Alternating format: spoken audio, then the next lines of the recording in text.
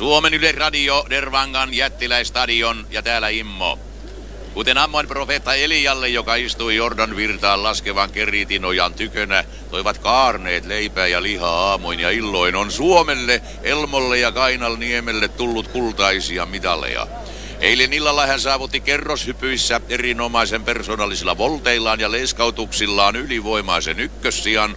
Ja tänä aamuna hän on polkenut voittoon pyöräilyn maantieajossa, jättäen loppukirissä Unkarin Endre Kissiä 6,74 sekuntia.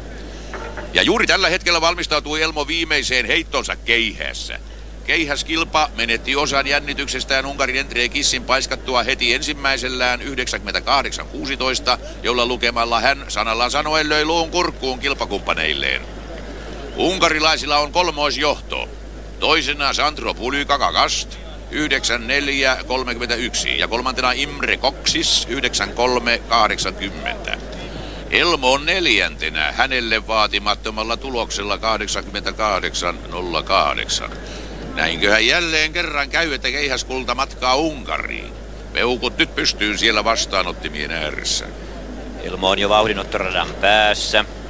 Tekee noita hänelle niin tyypillisiä venytys- ja puhallusliikkeitä. Reijo Petkerström käy sanomassa hänelle vielä jotain. Osoittaa sormellaan tuonne jonnekin 100 metrin kalkkiviivan tuolle puolen.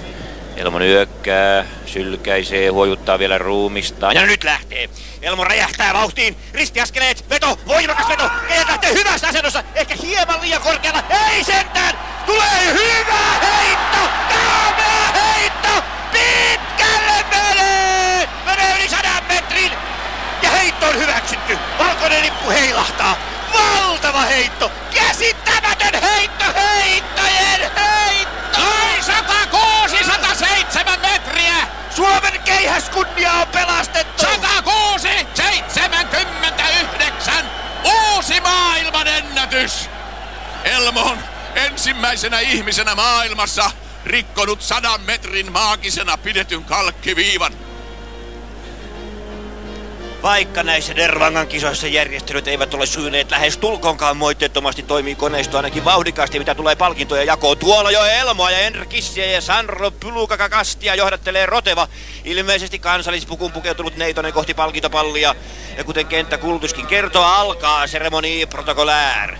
Kyllä Elmo on jo soitattanut kunniakseen ties mitä. Niin, kyllä totuuden nimessä on todettava, että ainoat miinuspisteet ja nekin epäviralliset, jotka Suomi on täällä kerännyt, ovat tulleet juuri tästä Elmon itsepäisestä musiikillisesta mausta. Siniristilippu alkaa kohota korkeimpaan salkoon molemmilla puolillaan Unkarin uljaasti hulmasteleva valtiollinen symboli.